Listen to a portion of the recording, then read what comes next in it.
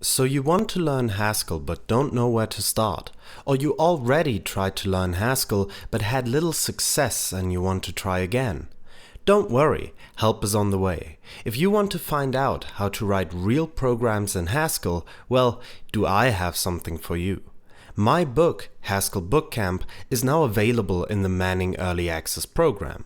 It teaches Haskell from the ground up, approaching topics by highlighting projects you can follow along. This book will not bore you with extensive theory and rather approaches learning Haskell from a practical aspect. Every project comes with its own exercises and a chance for you to extend them at your heart's content. What kind of projects, you ask?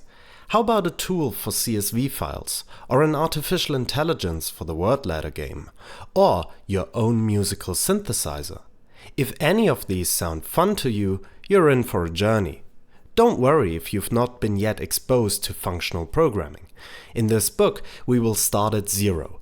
Only some general non-functional programming knowledge is required. So, if you'd like to start learning Haskell or functional programming in general, now's your chance to save a bit of money for a limited time.